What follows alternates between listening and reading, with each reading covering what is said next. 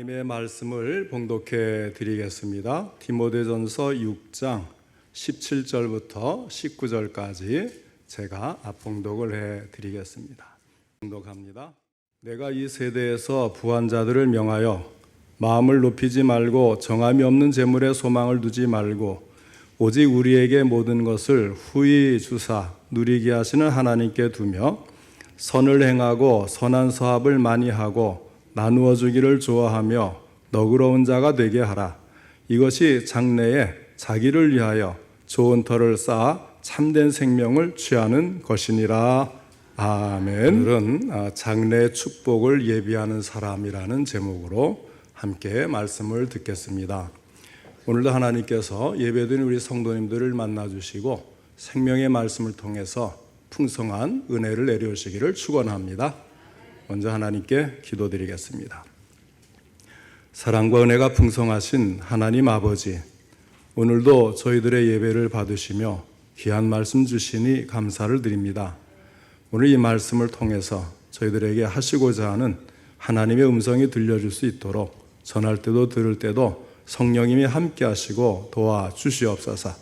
그리하여 말씀을 깨닫고 실천하며 하나님 뜻대로 사는 삶이 되도록 도와주시옵소서. 예수님의 이름으로 기도하옵나이다. 아멘. 어느 마을에 예수님을 만나고 싶다는 간절한 소원을 가진 한 재화공이 있었습니다. 그런데 그 간절한 꿈이 응답되어서 예수님께서 내일 가겠다 이렇게 약속을 해주신 겁니다. 그 다음날 그는 설레는 마음으로 세상의 음식을 차려놓고 예수님을 기다렸습니다. 그러나 예수님은 오지 않고 한 번은 거지, 한 번은 청소부, 또 한 번은 사과장스만 왔습니다. 모두 주위에 떨고 있어서 이 착한 제화공은 이들에게 준비한 음식을 나누어 주었습니다. 그날 밤 이 제화공이 또 꿈을 꾸었습니다. 그런데 꿈에 예수님이 나타나신 겁니다. 그는 예수님께 물었습니다. 예수님, 왜 오신다고 하시더니 오시지 않았나요? 예수님을 대접하려고 음식을 준비했다가 오시지 않아서 그냥 배고픈 사람들에게 주었습니다. 그때 예수님이 말씀을 하십니다. 내가 오늘 너의 집에 가서 3번이나 대접을 잘 받았다.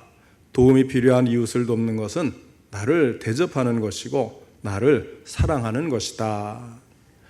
우리가 정말 예수님을 잘 믿기를 원한다면 항상 우리의 손길을 펼 줄 알아야 합니다.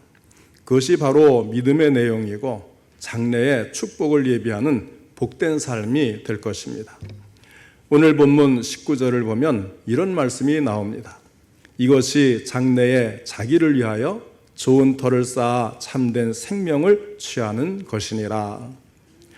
도대체 무엇이 장래에 자기를 위한 좋은 터를 쌓아 참된 생명을 취하는 삶일까요? 오늘 읽은 본문 17절로 18절은 우리에게 장래의 축복을 예비하는 삶을 권면해주고 있습니다. 첫째는 소망을 하나님께 두는 사람이 장래의 축복을 예비하는 사람입니다.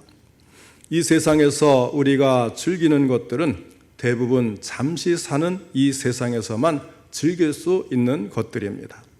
이 세상에서 누리는 것들에 소망을 두고 있다가는 죽음을 맛보는 날에 절망하게 될 것이고 영원한 심판을 받게 될 것입니다.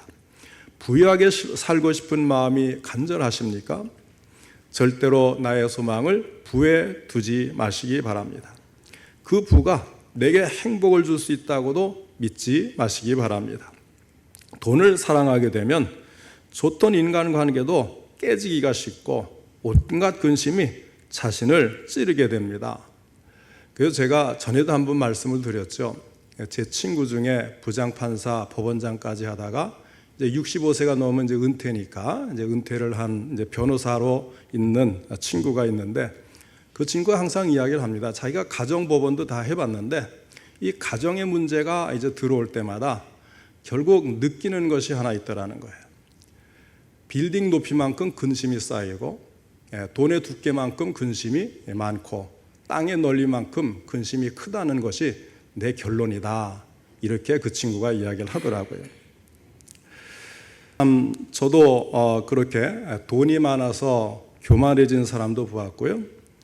돈이 많기 때문에 신앙생활을 끝까지 신실하게 잘하지 못한 사람도 보았습니다. 좀 어려울 때 하나님을 의지하고 또 하나님께 이렇게 붙어 있으려고 애를 쓰는데요. 넉넉하면 내가 뭘 못해 이러면서 이제 내 마음대로 뭔가를 하려는 그런 마음이 생기거든요.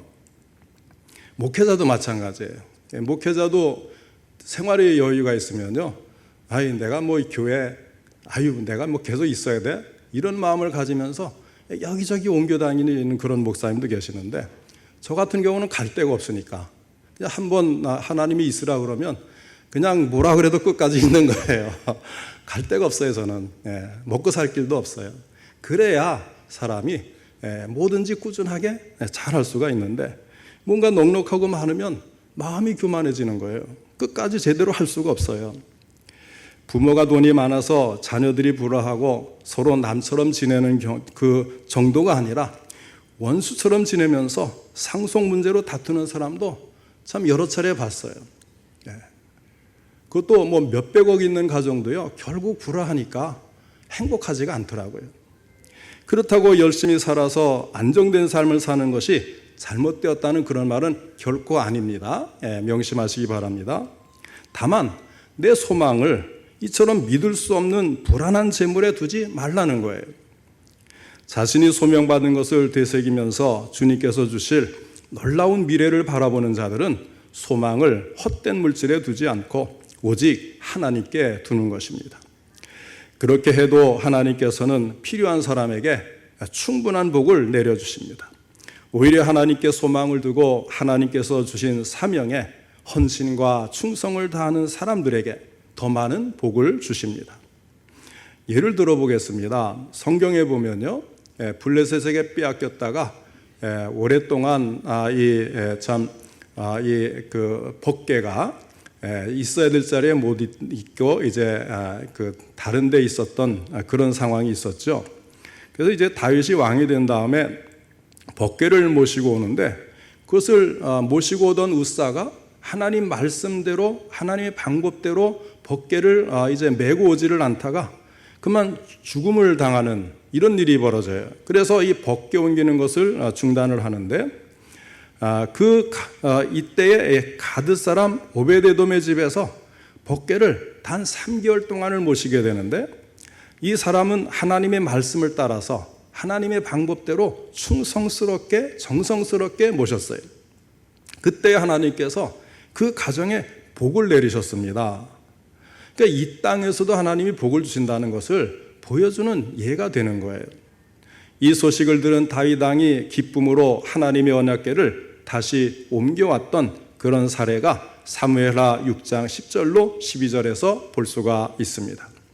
지금의 이 시대에도 하나님께 소망을 두는 사람은 하나님의 교회를 위해서 헌신하고 봉사하면서 그런 성도들에게 하나님께서는 또 복을 내려주시는 거예요.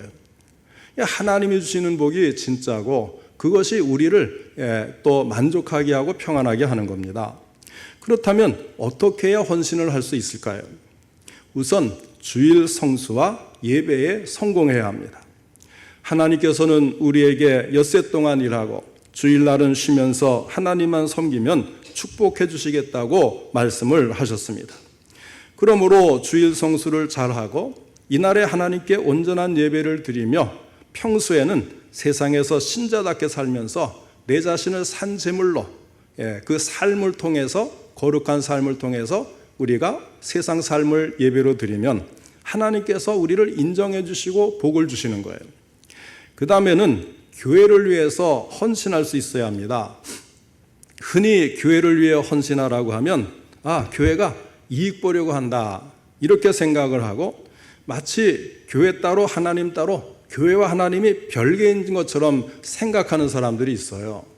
하나님을 믿고 섬기고 하는 것과 교회에 가서 활동하는 것이 마치 별개인 것처럼 이렇게 오해하는 분들이 계세요.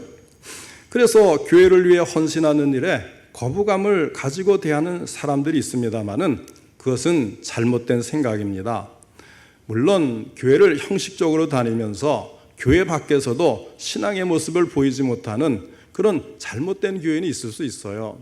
그러면 이제 교회가 이제 욕을 먹고 비난을 당하고 하나님의 영광을 가리게 되는 그런 일들이 있을 수 있는데, 그렇다고 해서 교회가 아무것도 아닌 것이 아니라는 것을 우리는 알아야 돼요.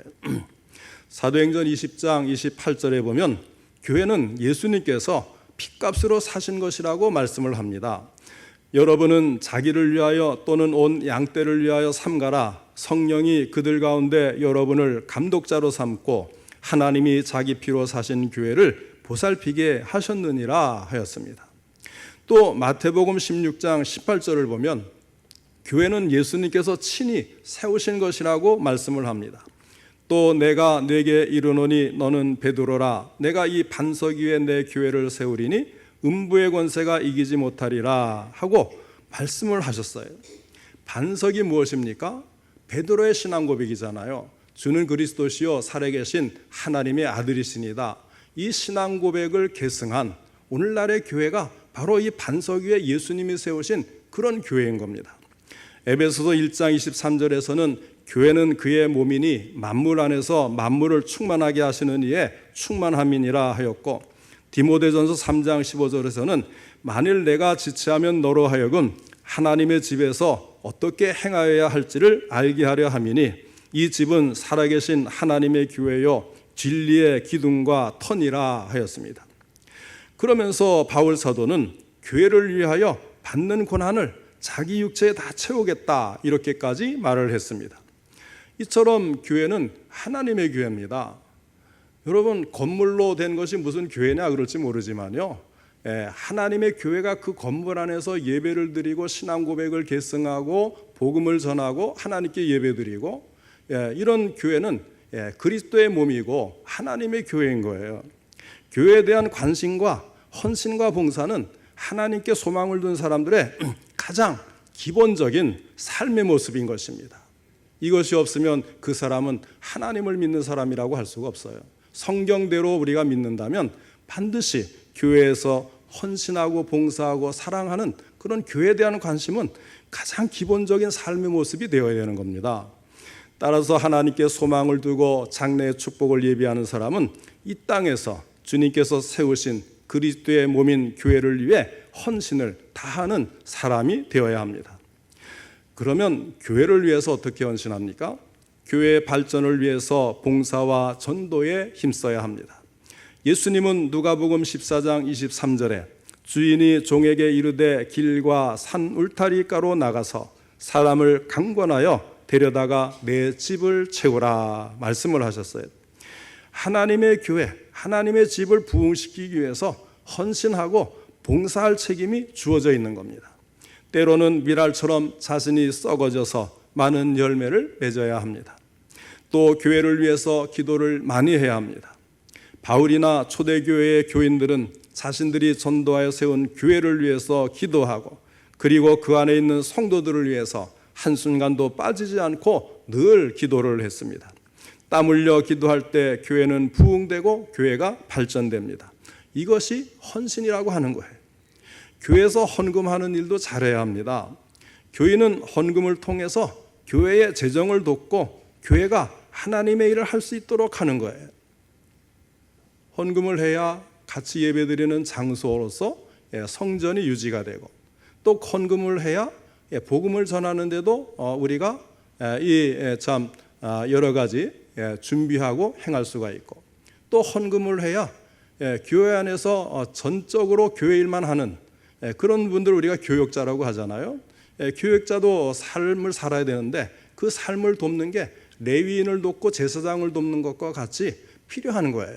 그래서 구약에서부터 11조와 감사의 그 예물이 가장 기본적으로 하나님께 바치는 것이 되어서 교회에서 헌금을 잘하는 이것이 하나님의 교회를 위한 헌신이 되고 하나님을 위한 헌신이 되는 겁니다. 그것도 하나님과 별개가 아니에요. 학개서 2장 19절을 보면 포로에서 돌아온 유다 백성들이 성전을 짓기로 결심을 하고 공사를 시작할 때 이 공사를 위해서 그들은 목숨을 바쳐야 했습니다. 왜냐하면 주변에 여러 이제 주변 다른 민족들이 성전을 세우는 것을 방해하고 그들이 칼을 가지고 공격할 준비도 했기 때문에, 또 그 포로에서 돌아와서 열악한 생활이지만 성전을 지르면 헌금도 해야 되는 거예요. 예물을 바쳐야 되는 거예요. 그런데도 그들은 하나님의 선지자들 통해 격려를 받고 그동안 중단되었던 이 성전을 다시 짓기로 결심을 하고 공사를 시작하니 하나님 무척 기뻐하시면서 오늘부터는 내가 너희에게 복을 주리라 하시면서 복을 크게 내리셨던 사실이 학개서에 기록이 되어 있습니다. 그 외에도 교회의 부흥과 발전을 위하여 최선을 다할 때 하나님은 기뻐하시고 복을 명하여 주셨습니다. 그러므로 우리는 하나님의 성전인 교회에서 봉사하는 일, 헌신하는 일, 참된 교제와 연합하는 일을 할 때에 일은 너무나도 복된 일이기에 헛되지 않다는 사실을 명심해야 하겠습니다. 그 다음에 둘째로, 장래의 축복을 예비하는 사람은 정함이 없는 재물에 소망을 두지 않는 사람입니다. 오늘 본문 17절 하반절 말씀을 보겠습니다. 정함이 없는 재물에 소망을 두지 말고 오직 우리에게 모든 것을 후히 주사 누리게 하시는 하나님께 두며 하였습니다. 물질은 결코 나쁜 것이 아닙니다. 사람에 따라 물질은 좋을 수도 있고 나쁠 수도 있습니다. 그러나 물질에 집착하는 것은 끝까지 좋은 결과를 줄 수가 없다는 것을 잊으시면 안 되는 거예요. 덧없는 재물에 소망을 두어서는 안 된다는 것입니다. 그 대신에 우리에게 모든 것을 선물로 풍성하게 주셔서 즐기게 하시는 하나님 한 분께 소망을 두어야 합니다. 오늘 우리가 부를 누린다고 해서 그것이 영원한 것도 아니에요. 오늘 있다가도 내일이면 쉽게 사라지고 마는 안개처럼 덧없는 것입니다. 누가복음 12장 16절로 21절에 보면 어리석은 부자의 비유가 나옵니다. 부자가 그 해에 많은 소출을 얻었어요. 농사가 너무너무 잘 된 거예요. 그래서 지금 가지고 있는 곡간도 충분한데 다 허물어버리고 더 크게 짓기로 결심을 했습니다. 그러면서 독백으로 말을 하는 거죠. 영혼아, 내 영혼아, 여러 해 쓸 물건을 많이 쌓아두었으니 평안히 쉬고 먹고 마시고 즐거워하자. 그때 하나님이 말씀을 하십니다. 어리석은 자여, 오늘 밤에 내 영혼을 도로 찾으리니 그러면 내 준비한 것이 누구의 것이 되겠느냐. 하나님께서 부자의 영혼을 데려가시면 이 세상의 부귀영화가 물거품이 되어 아무 소용이 없게 된다는 것입니다. 우리는 죽음을 많이 보고 아는 것 같은데 사실 모르죠. 그래서 전에는 우리가 참 나이 많이 먹었다, 50 넘어서 친구들하고 그러면 아직도 젊은데 무슨 소리야 그런다고요. 근데 요즘에는 참 나이 먹은 이야기를 하면 그래 우리도 언제 참 죽을지 몰라 그런 이야기를 친구들이 해요. 20년 정도의 사이가 그렇게 크더라고요. 그러니까 이제는 죽을 준비를 하는 거예요. 마음에. 저희 친구들만 해도요. 언제 내가 이 세상을 떠날지 모른다. 1965년 프랑스에서 90세 된 잔 칼망이라는 할머니가 살고 있었습니다. 이 할머니가 살기 어려워서 나머지 여생을 편안히 사는 방법을 모색하고 있었는데 그 소식을 듣고 할머니 집을 탐낸 이웃집에 사는 47세 된 여자가 찾아왔습니다. 47세 된 여자가 90세 된 할머니를 찾아왔어요. 그래서 이 여자가 제안하기를 자기가 할머니에게 우리나라 돈으로 환산해서 지금의 한 50만 원 정도 이것을 매달 줄 테니까 할머님 죽으시면 자기에게 그 집을 넘겨달라고 했습니다. 만약 1년 만에 죽으면 이 여자는 600만 원에 그 집을 넘겨받을 수가 있었어요. 2년 만에 죽으면 1200만 원에 넘겨받을 수 있었고, 그리고 90세인데 설마 100세를 넘을까, 10년 안에는 죽을 테니까 역시 내가 이익이다 이렇게 생각을 하고 이제 계약을 했어요. 서로 마음이 맞아서. 그런데 이 할머니가 10년이 지나서 100살이 되도록 죽지를 않았어요. 그리고 20년이 지나도 죽지 않고 30년이 지나도 죽지를 않는 거예요. 자, 47세 되던 여자가 77세가 됐는데 견디다 못한 이 여자가 화병으로 그만 77세에 1995년에 먼저 죽은 겁니다.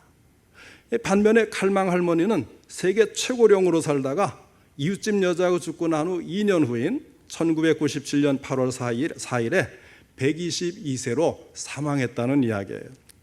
이 이웃집 여자처럼 물질에 집착하다가 어려움을 당한 사람이 얼마나 많습니까? 그렇다고 사람들이 물질에 집착하는 이유가 꼭 욕심쟁이이기 때문은 아니죠. 물질이 있어야 내 삶이 안심이 된다, 그런 믿음이 있기 때문에 그래도 좀 있어야 되지 않느냐 이렇게 생각하는 거예요. 그러나 그 믿음과 그 환상을 깨야 되는 거예요. 믿을 만한 분은 오직 하나님뿐이시라고 하나님께 소망을 둬야 되는 거죠. 대부분의 사람들은 돈이 많으면 많을수록 행복하리라고 생각을 합니다. 또 공부를 많이 하고 출세를 하면 행복해지리라고 생각을 해요. 뿐만 아니라 인기가 많을수록 유명해질수록 더욱 행복해지리라고 생각을 합니다. 물론 일시적으로 행복을 만끽할 수가 있을 것입니다.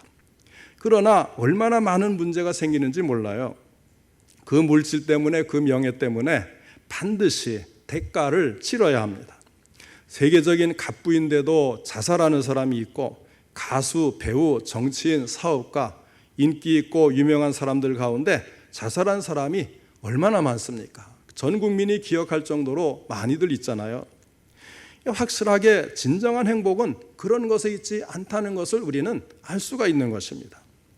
이제 오늘부터 설 연휴가 시작되었습니다마는 이런 명절에 어떤 가정이 진정으로 행복하겠습니까? 가족들이 사랑하는 마음을 가지고 모여서 화목하게 지내는 가정이 제일로 행복하지 않겠습니까? 그런데 우리 부모님들은 어떤 생각을 가져요? 자녀가 세상에 나가서 크게 성공하면 행복할 것이라고 생각을 합니다. 그러나 그런 말을 또 한번 해야 되겠네요. 잘난 아들은 국가의 아들, 돈 잘 버는 아들은 사돈의 아들, 못난 아들은 내 아들. 이 말은 진리인 것입니다. 우리가 이 돈이 많고 이제 또 여러 가지 큰 일을 많이 하면요, 막 세계 여러 곳으로 가잖아요. 뭐 이민도 가고 또 유학도 가고 또 그곳에서 활동도 하고, 그런 이제 자녀가 많은 집은, 똑똑한 자녀가 많고 집에서 돈을 또 많이 대주면 그런 일들이 있잖아요. 그런 가정의 자녀들은요, 장례식 때도 못 와요. 장례식 때도 못 와요.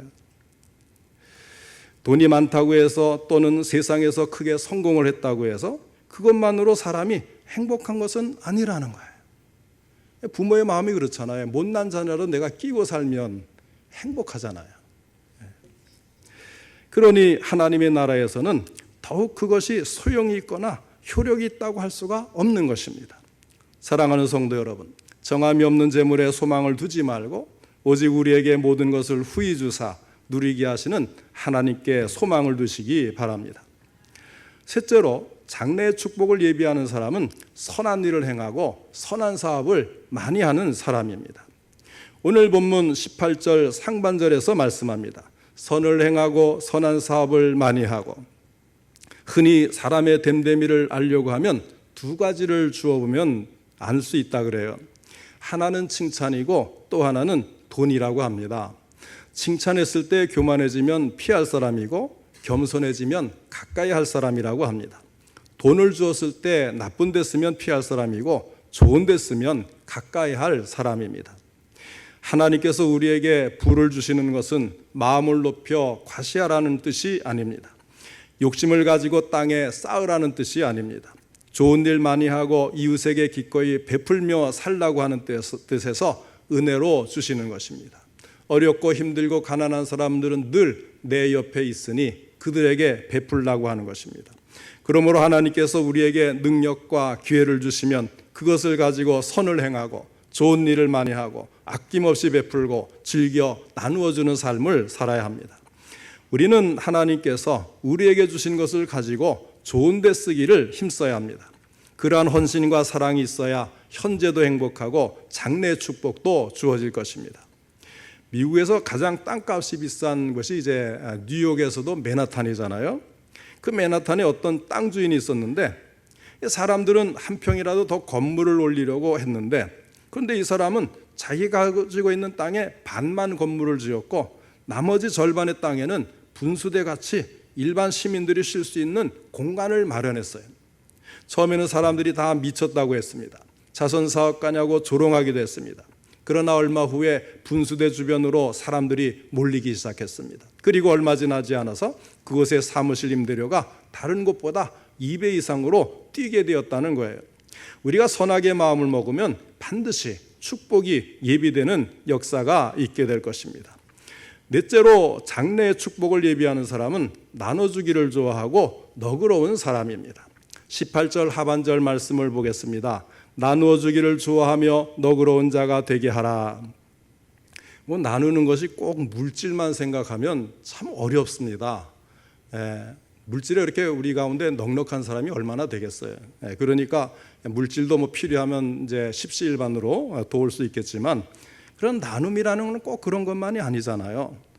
말 한마디라도 격려하고 덕이 되는 말을 하고 칭찬해주고 격려해주고 또 이제 참 좋은 일은 좋은 일대로 이제 나누고 또 어렵고 힘들고 때로 슬픈 일도 이렇게 같이 이야기하면서 그 이제 위로가 되는 그런 것들이 다 나눔이거든요.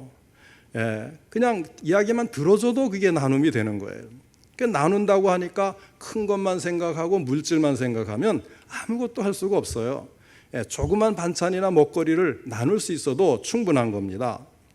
그리고 우리가 나눠줄 것이 얼마나 많습니까? 따뜻한 손길, 말없이 기도하는 손, 봉사하는 손 얼마나 많습니까? 그리고 친절하고 부드러운 말과 이웃에게 용기를 주는 따뜻한 말 한마디는 또 얼마나 힘이 됩니까? 우리 교회가 이제 칼 가는 그 무료 칼갈이 봉사를 벌써 이제 2년을 하고 이제 금년하면 이제 3년째가 되는데요. 사실 그것만 하는 것도 좀 부끄럽기는 해요. 그럼에도 불구하고 참 못 견디겠더라고요. 이거라도 하지 않으면 못 견디겠어요. 그래서 기도하는 중에 무엇으로 세상을 향해 봉사할까? 기도하는데 딱 이것이 이제 그 김건호 목사님 통해서 그걸 알게 되면서 이것을 이제 하게 됐잖아요. 그 얼마나 참 한편으로는 이것밖에 못하는 게 부끄러운데 또 한편으로는 그것이 너무나 기쁜 거예요. 제가 직접 나가서 같이 우리 성도님들과 함께 같이 움직이고 같이 봉사하는 게 그렇게 기쁠 수가 없어요.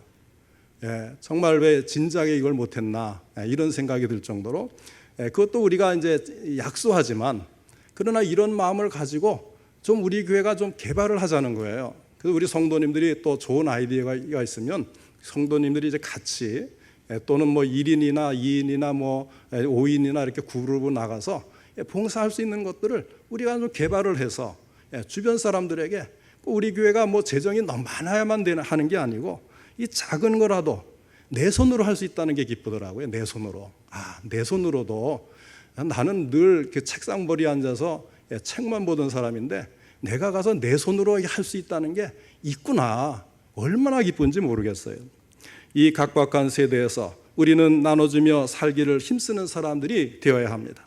결국 그 열매는 우리에게 돌아올 것이고 동시에 우리의 인생은 가치 있는 인생이 될 것입니다. 또한 이것을 잘하게 되면 우리 자신의 장래 축복을 예비하게 될 뿐만 아니라 이 땅에서도 사람들을 전도하는데 효력이 나타날 것이고 또 하나님께 큰 영광을 돌릴 수 있을 것입니다. 이렇게 자기의 소유를 좋은 일을 위해서 아낌없이 베푸는 사람들에게는 어떤 약속이 주어집니까? 19절 말씀입니다. 이것이 장래에 자기를 위하여 좋은 터를 쌓아 참된 생명을 취하는 것이니라. 무슨 말씀입니까? 선한 일을 위하여 베푸는 일은 곧 자기의 미래를 위하여 든든한 기초를 쌓을 뿐 아니라 하나님께서 주시는 참 생명을 얻는다는 말씀이 아니겠습니까? 쉽게 말해서 이 땅 위에서 물질적인 부를 좋은 일을 위하여 함께 나눌 때 다가오는 천국에서 영적인 풍요를 누리게 된다는 것입니다. 천국의 보상을 말하는 것입니다. 중요한 것은 천국의 보상이 물질적인 축복이 아니라 물질적인 것보다 훨씬 더 존귀한 것, 하나님의 참 생명에 들어가는 영적인 축복이라는 것입니다. 그럼에도 불구하고 장래의 복을 예비할 줄 아는 사람에게는 하나님께서 이 땅에서도 더 큰 일에 사용하시기 위해서 필요한 복을 주시고 마음을 행복하게 만들어 주신다는 사실입니다. 이 좋은 복을 잃어버리지 않도록 항상 긍정적인 믿음을 가지고 하나님께 소망을 두며 장래의 복을 추구하고 예비하는 삶을 사는 우리 성도님들 다 되시기를 주님의 이름으로 축원합니다.